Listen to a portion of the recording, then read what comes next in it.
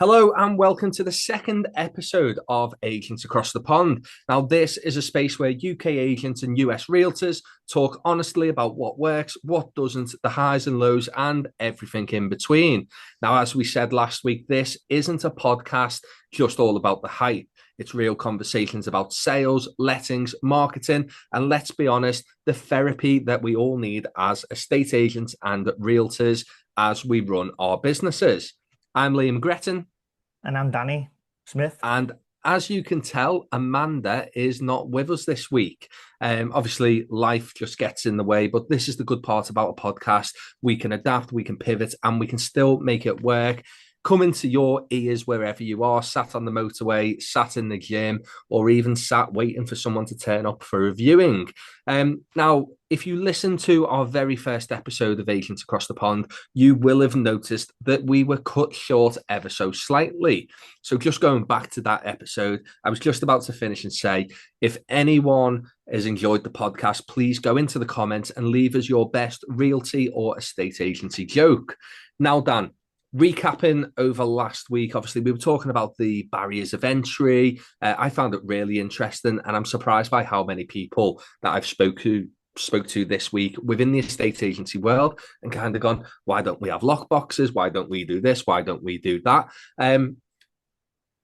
What's your take on what we were talking about last week? Have you got any comeback points, anything that you've taken from last week and tried to implement in Well, some way, shape, or form? yeah, so from last week, speaking to a couple of agents in and around our offices, interest points came back was like how that you just don't have licensure in the UK, essentially, like how there's no, qualifications necessary, what those things sort of entail. That was a really big shock from a lot of the agents that I've been speaking to in our office. But the one thing that I found interesting as well is that you don't have the lockboxes that you just mentioned. And for me, I think that's huge from a access and properties point of view. And we touched on it very early last week, which was the security side of that.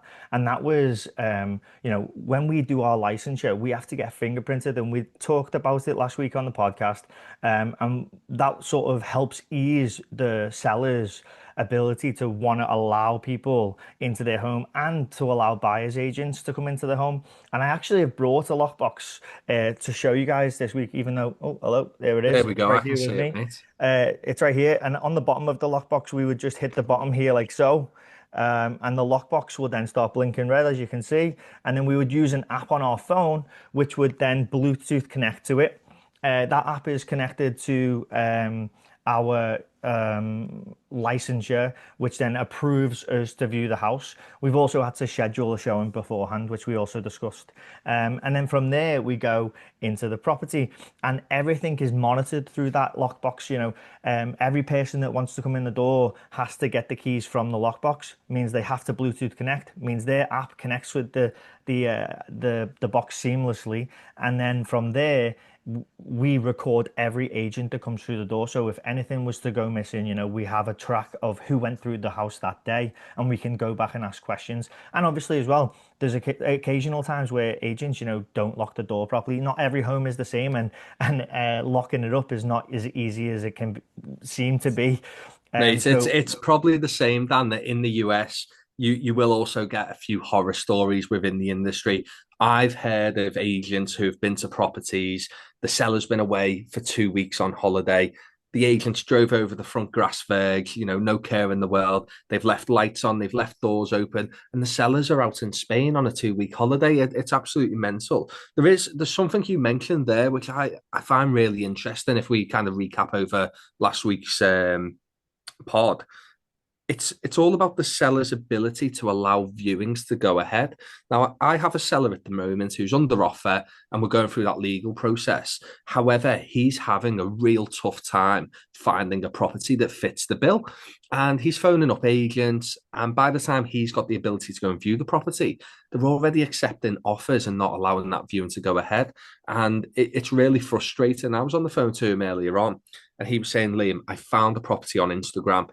It'd been on Instagram for 2 minutes. He said, I was on the phone, my name was down, I'm ready to view earliest possibility. And he said, within a few hours, they came back and said, oh, we're not doing any more viewings. And he was like, but I phoned you 2 minutes, like the property's not even on the market. And they said, oh, we've accepted an offer. Now, going off the back end of that, he's lost out on that property. But today he inquired about two properties. Now, we record this podcast on a Friday. So it's currently Friday, the 6th of Feb. He's unable to go and view that property until Thursday next week. So we've pretty much got 6 days of the potential of them just sliding someone in. He's not seeing that property. Um, and I think it's madness. Sellers want to sell fast. They want to sell for the best price possible. But having nearly a week's window from inquiry to viewing, I think that's where you'll lose buyers. But it is interesting how you guys operate. And there was a lady I was talking to yesterday who was an agent out in Australia. They use it there. We are just, I honestly believe that we have our own way of operating in the UK, but we are a little bit behind in terms of making the process as smooth as possible.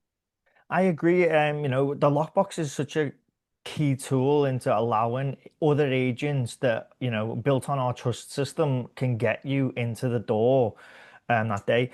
With the way the market's been here for us, homes are going under contract really fast. But what we tend to do is we don't tend to just like block people out and say, listen, we've accepted an offer.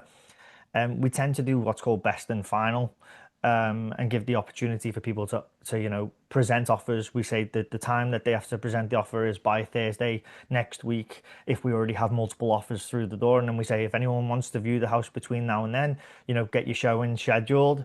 But also you have to make sure your showings are still working around the seller's calendar, their schedule as well. And then get in and view the house if you really want it. And So present your offer on time. I love a best and final.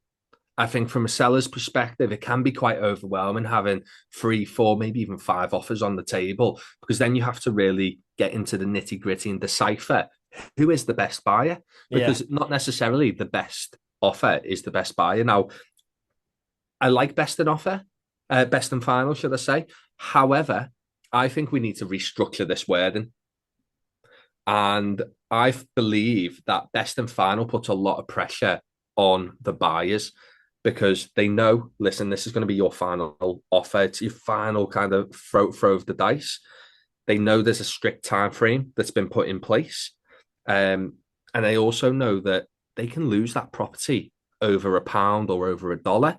Now, the way I position it is this is your no regrets offer at 5 o'clock on Wednesday night, we are going to close taking more offers. You have to get it in by then. The seller is looking for a serious buyer who's willing to put their cards on the table, show us their buying position, and allow us to move forward with the best buyer possible. That isn't necessarily the best price.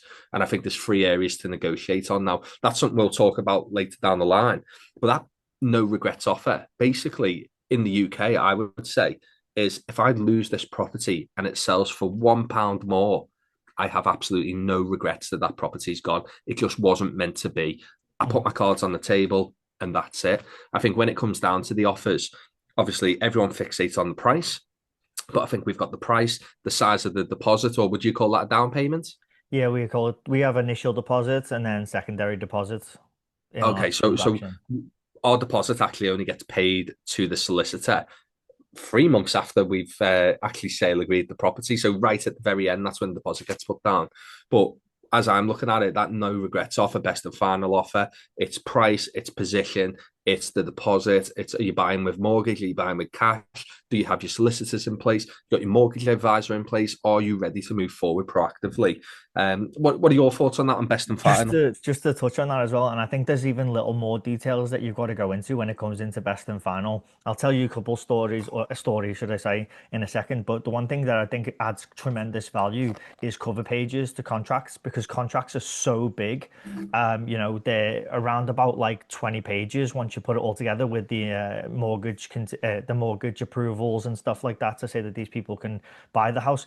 The one thing that I think really makes my clients' offers stand out, and the reason we get homes under contract more often than not is that we put a really nice cover page so that it says, hey, this is the purchase price, these are the contingencies, these are the down payments, this is all of the Simplify it. bulk of everything that you need to know all on page one, so that you don't have to go through 15 pages to find out what the purchase price is and if there's any contingencies or if they're selling a home themselves that they need to get sold first, or all those things we put on page one in nice, pretty sort of, when A you nice you've got simplified orders. layout that it just Exactly. gives a summary of the contract. 100%, and that sort of goes a long way, because then not only does the agent want to work with you because they see how simple you've made it to understand what you're offering, and the seller does as well. So that is really important. Because I remember I first got into real estate and 8.5 years ago, and I didn't really know what I was doing. I'm presenting offers to people and I'm writing these contracts. One, when I'm looking at the contract back then, I'm looking at it and being like, geez, this is a lot of writing all on one page. And now I've just gone, okay, I need to make sure that this looks even better for people so that it's so much simpler. That's part of it. And then we talked like about the best and final part and losing out over £1 because you've put all your eggs in that one basket to get the house. And if you don't get it, you're happy to walk away. I've been on the side of a transaction in the past where we've made an offer, best and final was called, offer went in, and obviously I discussed with you, we have the attorney review period here, which means once an accepted offer is accepted, it goes to the attorneys to then approve the contract and then formally conclude attorney review. Usually takes 2 to 3 days. That doesn't mean that people can't make offers still. And people still do come in and make extra offers after the time frame. Yeah. And because And of our legally, licensure, go you on. have to put them offers forward Yeah, legally, don't you? exactly. And I'm That's what I pretty was sure about that's to the same say. in the US. Yeah, and legally we have to put those offers forward. And, I always advise my clients to act ethically in these moments, but we're not the sellers in these circumstances. The main reason I ask them to act ethically is because when you've got such a competitive market and you've given someone the okay to say, hey, you've won this house, I feel really terrible about, taking that away from them because we got a better offer. The one thing I think I've already said as well is I always say to my sellers, if we are going to potentially switch, at least give the person you've accepted the offer a chance to match their offer. And if they match it, then just say, hey, if you match this offer, we're sticking with you essentially. And then at least you've thrown it back to them, because I don't begrudge a seller, taking more money or a better offer that comes through the door. But what I do begrudge is not giving the opportunity once you've accepted someone to give them the chance to say, hey, let me match it because I really want the house still. And that's I it. think It's that's all a about fair being thing. fair. It's all Yeah. about being fair. Now, you mentioned something there, Dan, that obviously brings us on to this week's podcast. When you first got into property, now, everyone I know in a state agency, and it's probably the same in the US, in some way, shape, or form, you seem to just fall into the industry and then it snowballs from there. And next minute, you're talking to a realtor out in the US, you're talking to an estate agent in the UK, and somehow you've created a podcast. It's just a snowball effect. Now, going into that, when you're first getting into property, it kind of gives us a lead from last week as well when we were talking about the low entry of barriers getting into the industry. What's it actually look like to launch an estate agency from an idea in the US? Like, what's that process? What's it look like? I know we spoke about qualifications, but actually setting up, what's the nitty and gritty about it? I think the first thing that you've got to do over here is you've got to align yourself with a brokerage, right? And every brokerage is different. They have different commission structures. They have different things that they offer you, from technology backgrounds to offering you creating a website and how they position you, the lead generation side of the business. Do they give you leads, or is it all on you to go and generate your own clientele? And that's the one thing that's kind of not discussed, I think, in real estate. When you start getting into real estate, you watch it on TV, you watch the selling sunsets, the owning Manhattans, and you think, oh, that looks really easy. Let me get myself into real estate. And what everyone doesn't realize, when you get into real estate, you're really getting into marketing. You're getting into marketing. And it's 100% all about you assigning yourself with a brokerage that you like, that's going to support you first and foremost. And then secondly, learning how to market and get yourself out there, speaking to people, getting known in the local communities that you want to work in and be a part of. And then really growing yourself from there, because Now, business Danny, doesn't go on. what's that look like? Is that me walking through the front door of a brokerage and going, "Hey, Smith Realty team, I want to be a realtor"? Yeah. Is that So what it looks yeah, like? if I'm walking through the door, I'm walking into a meeting. I schedule. If I'm a new agent, just got my license, I'm going. Hey, let me look at three agencies that are around here. Let me go and speak to the broker of record and see if I'm going to align myself with them. They'll tell me their structure, how their business works, and then I go back and I look at the three. Let's say I've looked at three agencies. I say, okay, which of these three agencies do I see myself fitting that with? I chose when I first got into real estate. I chose Whitegate Realtors. And then after a year and a half, I moved myself on to United Real Estate, mainly because of the commission structure and the way that the business is operated differently. Not that Wycott was a bad real estate agency or that United's extremely better. It's just that, I moved to a different agency because it had a different structure that suited the business model that I was doing for myself. And everyone's going to have their own business model as well, just to give So you a it's little not, bit of insight. yeah, It's so it's like not linear. It's not one set way. Everyone's different in how they slightly operate. yeah, so everyone, some agencies are offering a 40-60 split where you would take 60% of the commission and they take 40% of the commission, um, up until a certain amount. Some agencies are offering, a transaction fee, which is kind of what I'm dealing with at the moment, which is a transaction fee based on the property sale price, which could be anything from $500 all the way up to 10% would be the max that my brokerage would take from you depending on the property sale. But that's the first step of you aligning yourself, and then it's the marketing side that I was about to sort of go into and talk about what you have to do to get yourself set up. You're going to need signs, right? Yeah, and I'm pretty sure that that's probably similar in the UK, right? You're going to need to start getting signs so that once you list the property, which, by the way, and just talking quite plainly, is like any new agent should not be sitting there thinking that, hey, I'm going to sell, 10 properties in my first year, especially here in the United States. And this is a question that I have for you is like, what would be the average expectation for someone in the UK getting into real estate? And you've got a unique situation here where you are a bespoke agent yourself, Liam, but then you also have the big brokerages, right? There's two differences there for you. For us here, we have the expectation that getting into real estate, you'll be lucky if you make one sale in your first year because really everything you're looking at doing is learning the business. When you went to real estate school, you were just learning all about the laws of real estate. Now, you're learning about what the business of real estate is, and that's marketing, that's what brokerage is offering me the best deal so that I can be successful in the business and how they're going to help me get clientele, etc. Like, for example, the one thing I think Wycott was great at was they have their agents that have got loads of listings already. And what they would do is all their new agents, they were the ones who were going out there in the field at the weekend, and they're the ones who are doing the open houses, and they're the ones who are collecting all of those buyers that walk through the door that don't have agents. So they're the front face that you would see when you walk through the door. Now, granted, you could have an agent that doesn't offer new agents the ability to come in and do the open houses. But at Whitegate, that's something that they push, and I think that was one of the good things for them. It's a Um, nice way to get experience, that isn't it? You're facing the client. You're getting some sort of experience of talking to people because ultimately it is a people business. mhm. That I quite like that, but I'm guessing then you've got brokerages who will be quite reserved and go, well, actually, you've not got that experience, and we don't want you speaking to clients direct. You need to build up your own pipeline, and this is our process, and this is what we're going to do.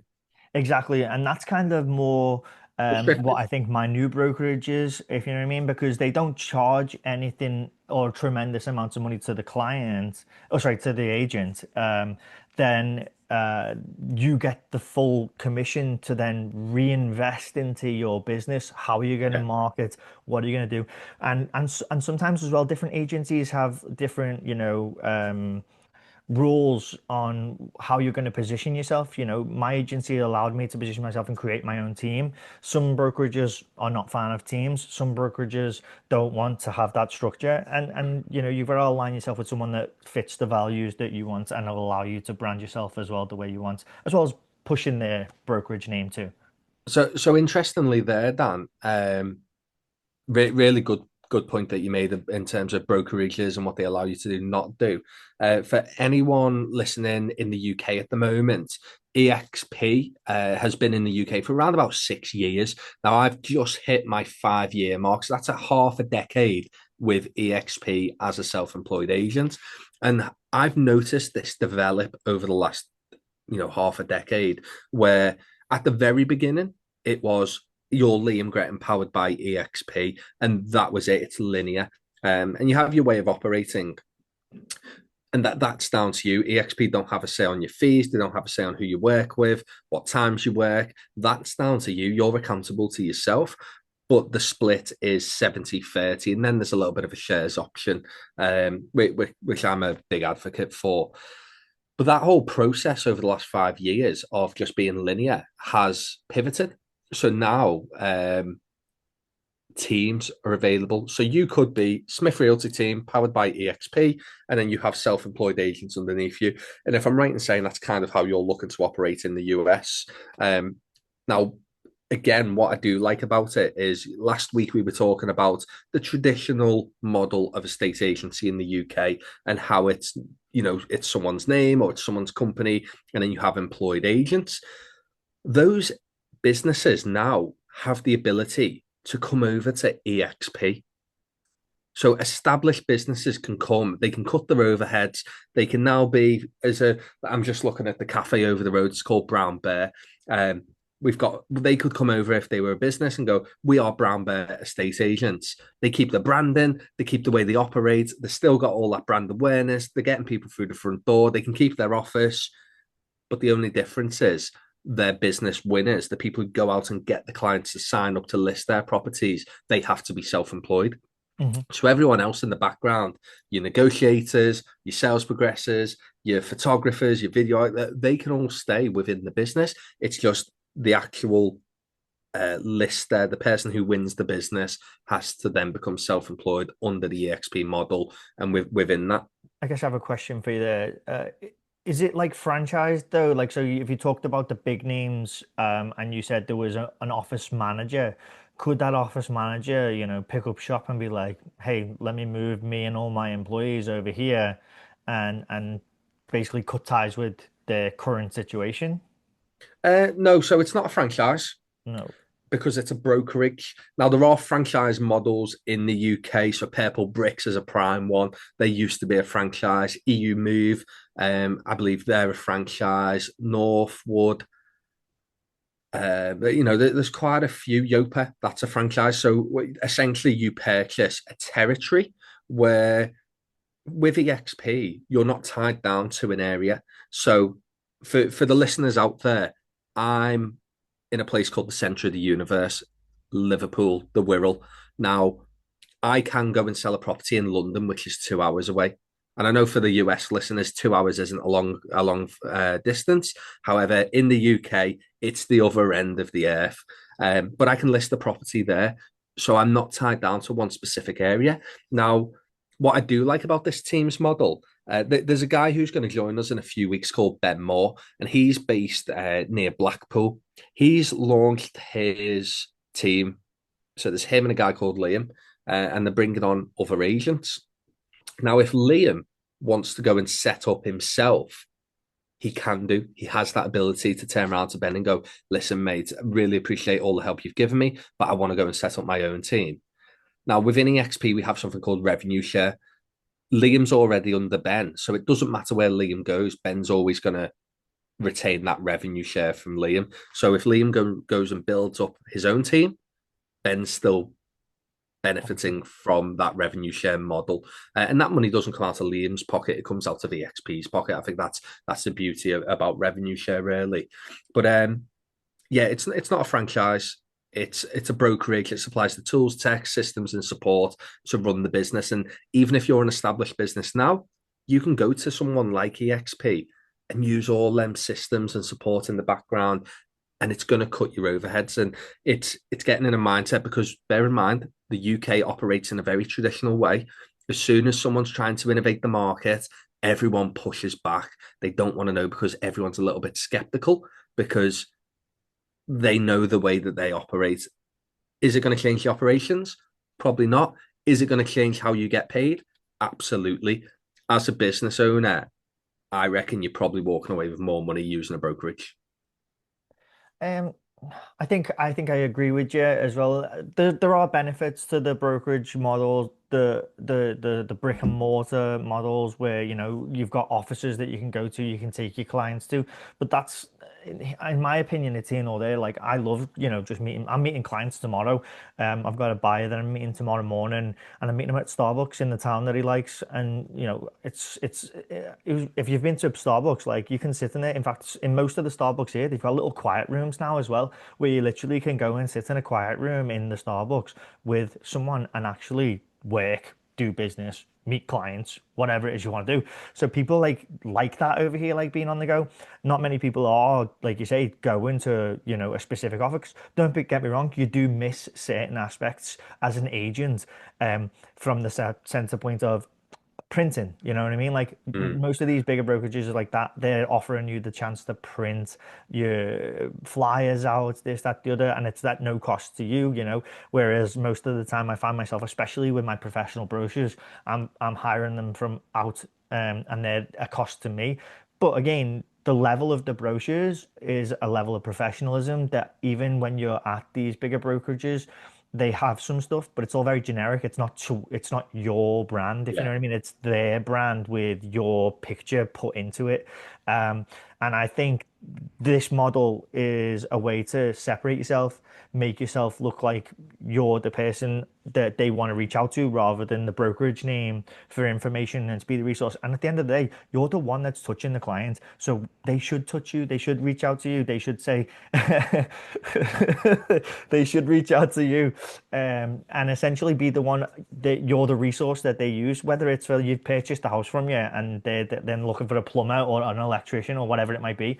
They're reaching out to you, and then not only that, that forwards more things towards you. If you get that contact coming in constantly, you're going to have a client that one use you as a resource constantly, so you're on their mind. And then not only that, you get the referral business coming back, because if they value that much to reach out to you to ask about, hey, a plumbing issue or an electrical issue, then they value that much when someone says, hey, I'm in the market to buy a house, or I'm in the market to sell a house. Then they go, oh, I work with so and so, he's so great, I always reach out to him for any real estate questions, whether it's permitting for a project on my house, you know what I mean, or whatever it might be. It's super valuable that you can put yourself in that position. Mate, I'm a big fan of stats. So last year, 65% of my business was through referral work. And that's my sellers going to tell other people you need to work with this individual. And then the rest of it was kind of Google. It was just people phoning up. Now, let's just take it back to you've chose your brokerage. Okay. Setting up a business in America, a realty business, what do the costs look like kind of per month? Do you need insurances? What do you need to kind of just get set up, get seen? Because you mentioned boards. Mhm. Boards here, I could probably bulk order them for £500, $400, and it gives me X amount of boards, and I send them to a guy to put up. But what about the nitty and gritty of the business, Dan? So, we have desk fees, which are to do with your brokerages. Every brokerage has different desk fees. Some brokerages don't have desk fees, but it depends what they're offering you. So, um, specifically, they range between 75 and $150 a month that you would pay your brokerage. It's kind of unusual, to be honest with you. You going into this business, right? And you're thinking, hey, I'm going into this business to make money. Yet on the back, you're really already a minus, 1,000 or $1,200 before you even made any transactions, and the business itself is going to take a large cut of that transaction or a large piece of the pie. When it comes to completing a transaction, that's the first fee that you're going to have to pay every month. The next one is your lockbox fee. You're going to have to pay for some lockboxes, because over here we put lockboxes on homes and it gives accessibility. Now, obviously, that ranges from getting an electric lockbox like I showed, and getting lockboxes that are just codes. We don't prefer the codes because obviously we don't know who went in, what time they went in. Just like, and when I say a code lockbox, I mean literally like a lockbox where you type in the code or you scroll to a certain code and then it opens for a key. Um, Yeah.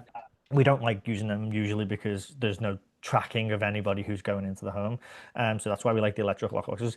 Each electric lockbox, I think they cost about under $100 each. So like let's say you were being really optimistic and you said, I want five lockboxes because in my first year I'm going to have five homes on the market at the same time and I'm going to need those five lockboxes. That means that you're going to have to spend $500 on lockboxes. You get to keep the lockboxes, so there's no issue with that. And if they do have a battery, but they last a long time, to replace them, you just take them back there and they'll trade one in and one out for you. But that's a cost that you're going to have to put up front right there for a couple of lock boxes. You are going to have to do signs. Some brokerages, when you get a listing, will pay for your sign. But again, that's a brokerage that is going to make you stick to all of their rules. Have the sign look exactly how they want it to look, and then you just implement a certain section of your image onto it. Um, or then you have brokerages that don't do that, and then that's simply a cost to you, and it's exactly what you said. You know, you're getting four or five signs, custom made. You're looking around about $400 or $500. Um, so that's another And cost that you're is this having in. per month, Dan? No, this is not per month. That would be your This is your initial initial cost. setup. This is your initial cost just to get things. The per month cost before was the brokerage. That is going to be a per month Got you. cost. And you are going Yeah. to have a per month cost as well for your Lockbox app, which is $15 a month. And then you've got your yearly fees too, which is your National Association of Realtor fee, which is to be a part of a board here, which is a compliance board to make sure everyone's being ethical. And you associate yourself with them because they want to do some good educational things throughout the year that you can take yourself to. And two, a lot of the brokerages just require it as well because they have certain standards of ethics that they want to meet that come into the National Association of Brokerage um, from that standpoint.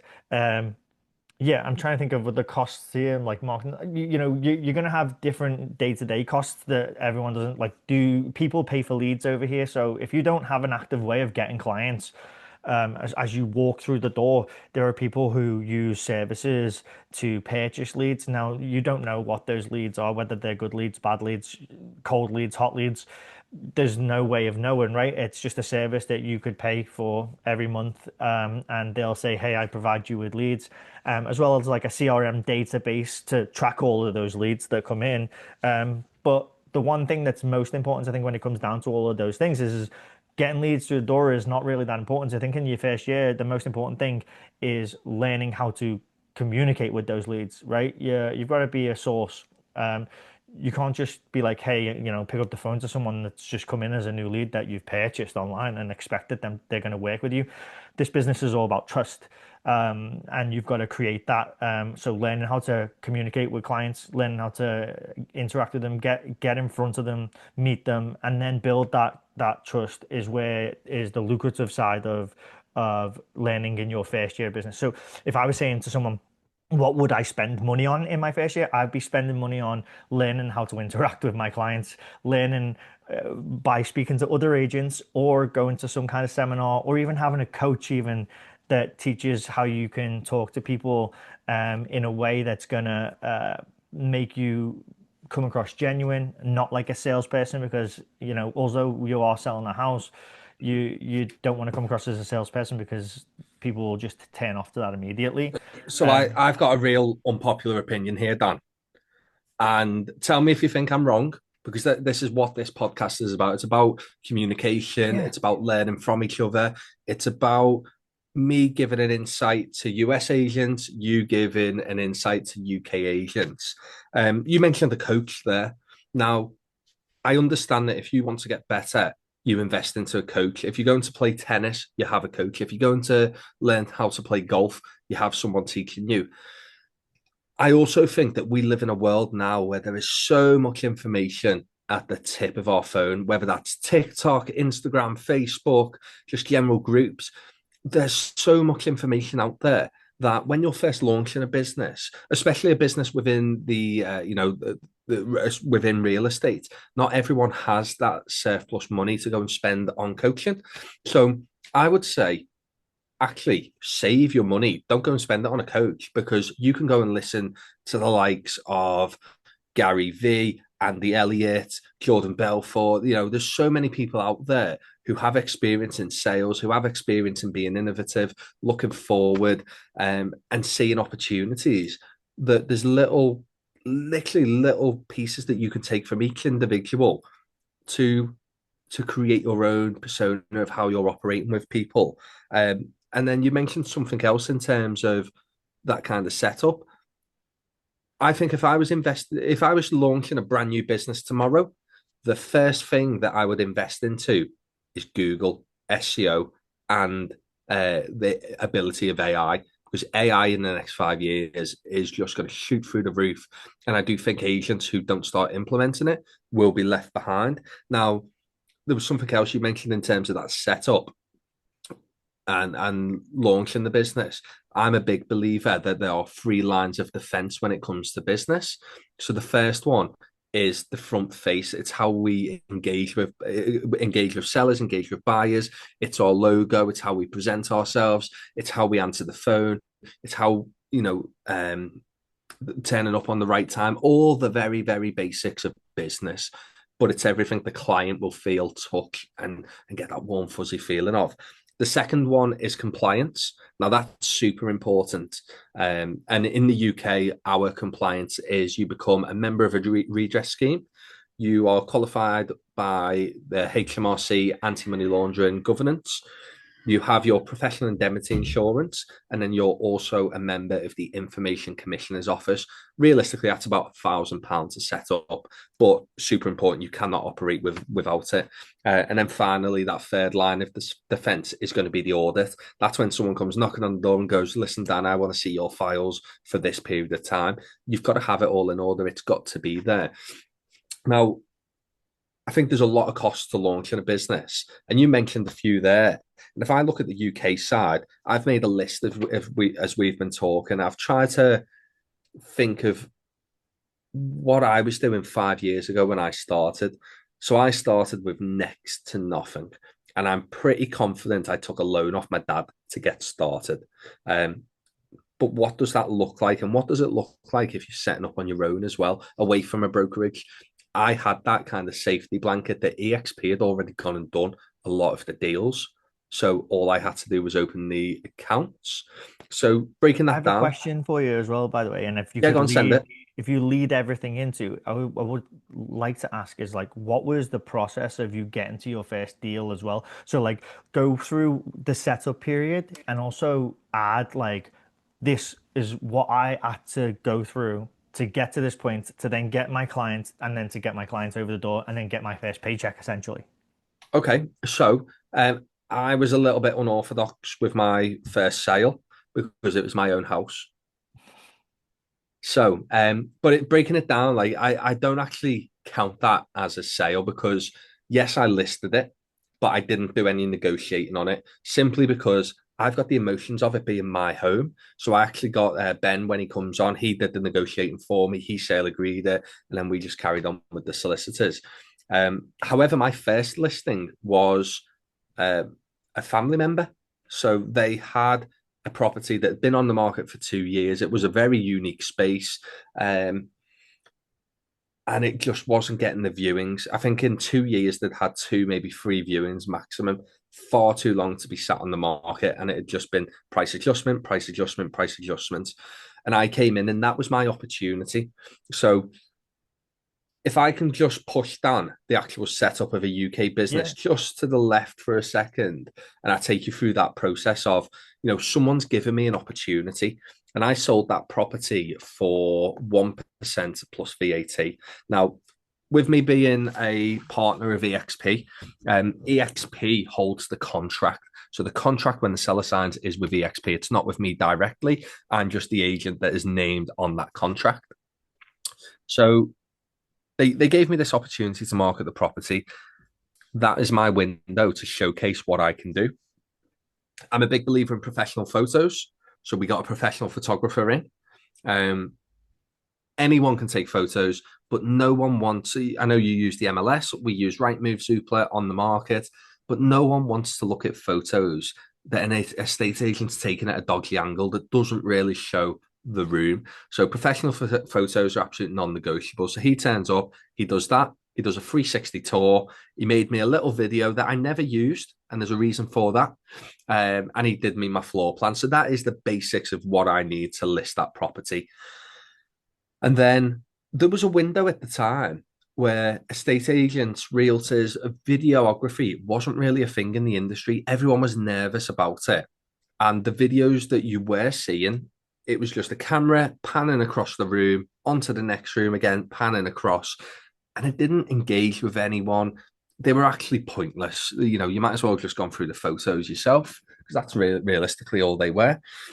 So I got a videographer in, a young lad called Callum, and he just held my hand and took me through the whole process. Really good bloke. I've been, it's what, 2026 now. And I made my first video with Callum in 2018. So, you know, a bit of a period of time. And yeah, we just structured this video, and I don't know what it's like in the US, Dan, but in the UK, we love a property show. We absolutely love a property TV show. Homes Under the Hammer. And for the US listeners out there, Homes Under the Hammer is essentially, it's a program where we sit and watch an auction house. The house is bought. It's in absolute turbo. It needs ripping out. And then we see people transform the property. And then we look at what's the rental achievable now, what's the sale price. So we are seeing people flip properties. The only thing we don't see is them actually doing the work. But in the UK, we love these location, location, location, escape to the country. Now, escape to the country, there was a gentleman who was on it called Johnny Irwin, a presenter, and there was something about him. He did escape to the country, a place to the sun, but the way he presented himself, it always stood out at me. And me and Callum were planning our video. And at the time, Dan, honestly, I must have watched easily 25 to 30 hours of this one presenter, because there was something about him that I was hooked on.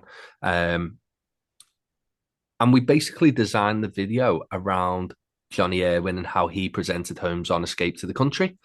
And it just kind of went from there. Now, the property, because it was unique, it took a while to get the right buyer through, but the buyer found the property through the video and they bought it. And it was amazing that was, that was my first opportunity. But from start to finish, interestingly, it took me about a year to get it through. So that first year didn't make anything. But I was going through the process of, this is how I'm getting listings, this is how we're getting them on. And I think after year one, I might have had maybe 5 or 6 listings, not a huge amount, but it's an absolute graft. And when you're starting from a cold turkey, you've got to build up that trust. You've got to build up that front face of how clients engage with you, and pretty much kind of go from there. What does that look like in terms of, so you said like it took a year just to get that one client done, right? But Yeah. what did it look like to acquire the other people along the way and build that pipeline? Okay. So at that time within the business, we didn't have a good Google ranking. We didn't have many Google reviews. All I could leverage was the platform that EXP provided me. Now, I'm a big fan of direct mail. So quite often I send letters out to properties that are on the market. I send out brochures to properties that are on the market. And it is a direct to vendor acquisition. So it's all about stamps, it's all about envelopes, it's all about paper going onto the doorstep of that seller. And then local community groups, Facebook groups, stuff like that. Does anyone know an estate agent in this area? Right, go and tag me in this, go and tag me in this. And it just goes from there. And someone will just give you an opportunity if you are just yourself. There's no need to go in and go, I'd love the opportunity to market this house, because no one cares. How Yeah. can you help them? What can you do? So now I'm a big believer on the stats in the background. And the stats are really helping kind of convert clients, especially when I'm charging higher fees. And that's something we can talk about later down the line. But yeah, it's all about letters, mate. That's what I found. Quantity and cost per quantity for your letters, like for someone getting into it, starting a business, if they're saying, hey, I'm going to pick this area, I'm going to farm this area, and it's, and pick a number of houses that you farmed yourself, what was the cost to you for making it, for getting the stamps, and then for sending it? out? It was my biggest cost, and it still is probably my biggest cost, direct to mail. It's hard to quantify that, mate, because within my CRM, we had a prospecting tool. And I would literally see every single day, this is new to market, this is withdrawn, this is reduced. It tells me the agent it's with, it tells me the price, it gives me a link directly to the listing. And all I had to do was kind of go through and click it, and I could get them to send it, but it'd take a bit longer. So I'd sit there writing I had the letters printed, and I was sat there writing all the addresses and putting stamps on it and getting it out there. It was quite time consuming. But Has that method been upgraded now? Like, if you a way you can just pull labels, even though it is really nice to have the handwritten touch, because I think that that does say something. But is there a way that you could like get the data and easily have it printed onto labels? Yeah, so we've got one system that we use now, and that is monitoring the live market, but it's a generalist. As a bespoke agency, we want to really be hyper focused on the clientele that we want to work with, the type of properties we want to work with, rather than be a generalist throughout the market. However, there's also a real conscious decision that we made that we still need to be able to service people at the lower end of the market. And it's not upping our fees for the sake of it, but it's being able to make the properties fit our portfolio. I think that's really important as a business. It's really important to say no to people as well. Which we had to do this week. Actually, we had to say no to someone because it was a one bed flat. It doesn't fit our portfolio. However, there's a local agent within my network that I was able to pass that property on to, and I'll hold her hand because it's her first listing. So I'm giving her an opportunity through my listing. She'll put her board up, her name, and it's then helping someone grow. But in terms of that software, let's say we've got 10 properties that have fallen through today, so the deal's just collapsed. I can click a button and send letters directly to them. But in general, I use yellow envelopes because everybody's opening a yellow envelope when it lands on the doorstep. Plus, that is the main color of the business. It's handwritten on the front, and we send it with a second class stamp. Realistically, locally, we could spend a little bit extra on a first class, but that second class letter's getting there in the exact same amount of time. Hmm. Yeah, because it's in the same neighborhood. Local area, yeah. Yeah. Yeah. All right, that's super interesting.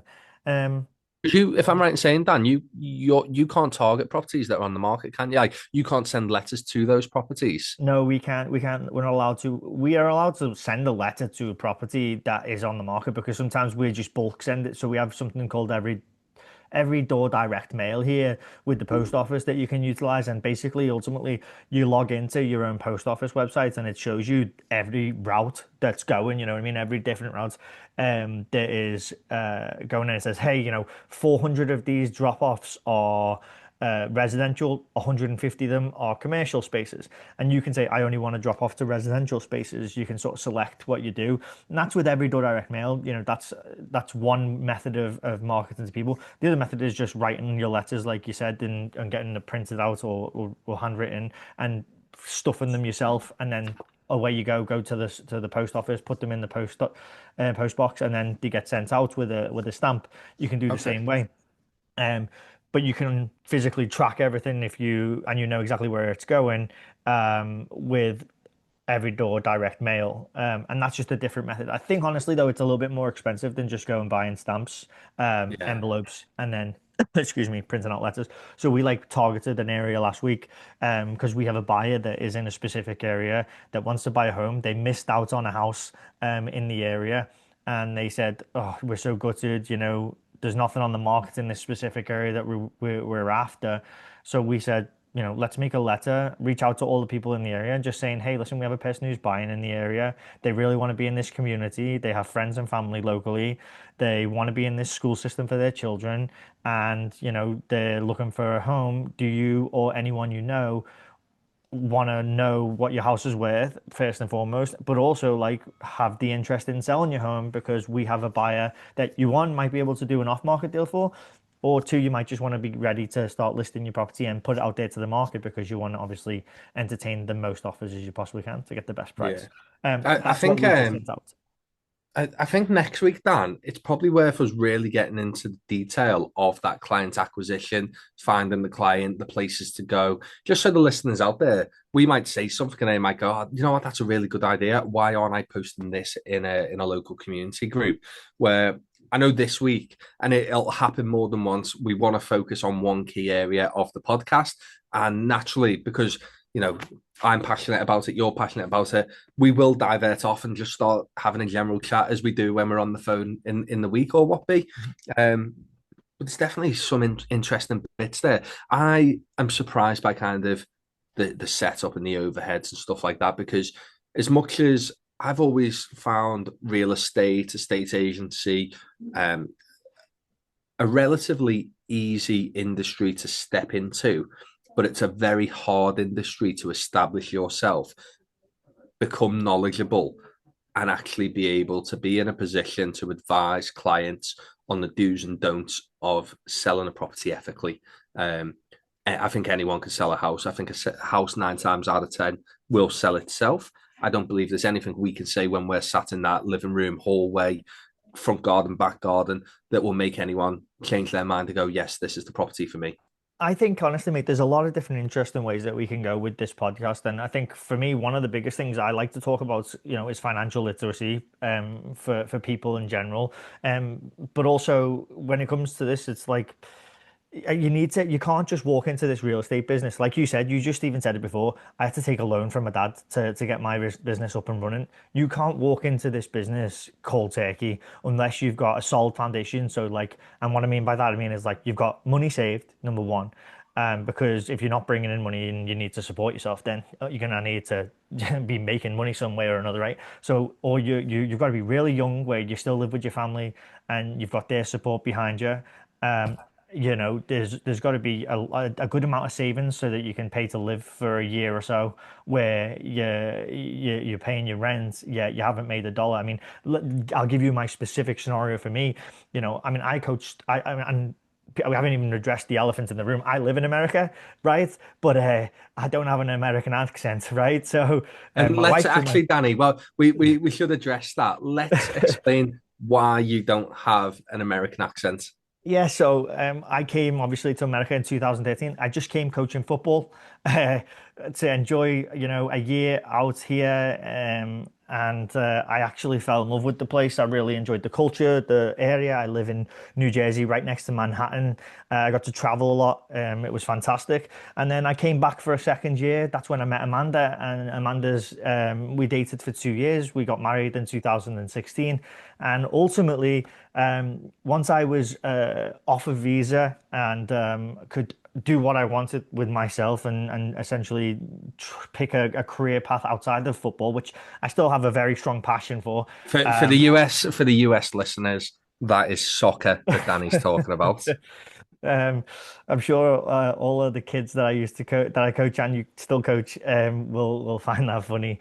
But yes, so I came back, and that was kind of when I was able to decide, what else is out there for me now that I'm not stuck to my visa regulations that I can get stuck into.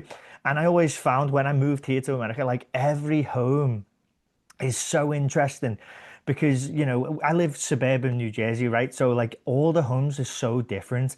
There's you've got Cape Cod style homes, you've got A-frame homes, you've got like lakeside communities where the lots of land are really small, and then you've got other communities just around the corner that have got a half of an acre. And then if you travel 20 minutes west, you're like, okay, now I'm out in like Sparta, New Jersey, and they've got like an acre of land, or some people have got 5 acres of land, and it's like Wow. just so much vastness that it really piqued my interest, and that's what got me into real estate. I had an interest in real estate. The interest in real estate that I have from home is very much why I love what I see when I see your videos, mate, because I love the historical side, and that's kind of something that like I want to bring to the American side. Obviously, homes aren't as old. We can't really talk about the historic or any Tudor homes and stuff like that. But we can bring how a community was formed, what they like. One of my videos that we talked about was it was a man-made lake in the early 1940s, and how that came to. And it was people who were coming from New York City into New Jersey just for, a week away in what would be considered like the Lake District, but not as like great, I would say. like people. So where me and Danny are from. So we went to school. I've known Danny since I was around 11. Yeah, that's what year we go to high school, isn't it? 10, Yeah, but I 11. think we played football together before that. I Yeah, think you were at the no, we were Shafts in. before that playing football. No, we were in high school when we both played for Shafts. But Really? where we live on the Wirral, there's a place called New Brighton, and it's a Victorian seaside town. So a lot of people come from out the area into the area. But oddly, because we've grown up here, it's not somewhere you just go, oh, let's go to New Brighton for the day, let's go to the beach today because it's on the doorstep. And I guess that's exactly what New Jersey was. People from that area wouldn't go and, they wouldn't go into the lake, I suppose, because it's there, it's a lake, who cares? Where people from New York, it's a day out, it's something different, isn't it? Exactly. And so for me, just going back to like how I got here, Yeah, it was a very wasn't via the different. Titanic. Exactly. And and I structured myself going into this as, I didn't have a lot of money at the time, but I did have a great American family supporting me. We lived under Amanda's parents' house for, 4 years nearly, whilst we, one, saved money to purchase our first house together, and number two, build my real estate business, which I was able to do under them, get myself positioned where we were financially stable and had money saved so that we could, build a business. And that's kind of Yeah. how it all came to for me here in the States and how I sort of got to the position I'm in now. And for me, That's Dan, I I fell into this a bit like everyone.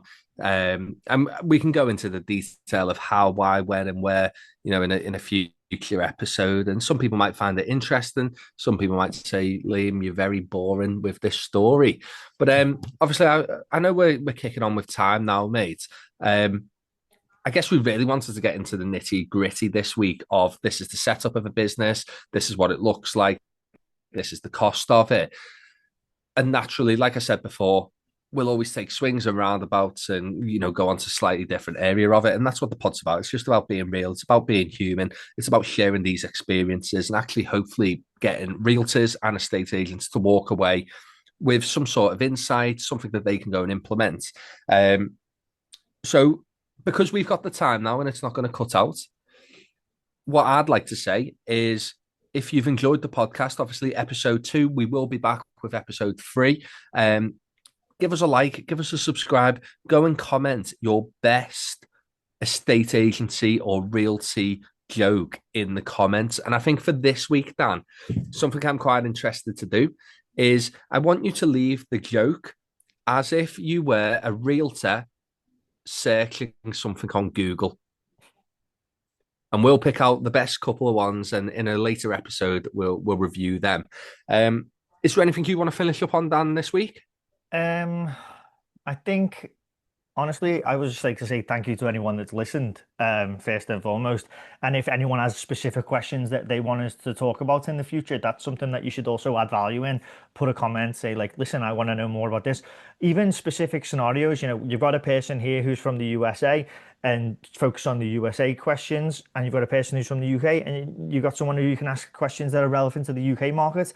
They're things that we can answer together. And not only that, we find it really interesting when it comes to answering questions like this, of how it differentiates between both continents, let's say.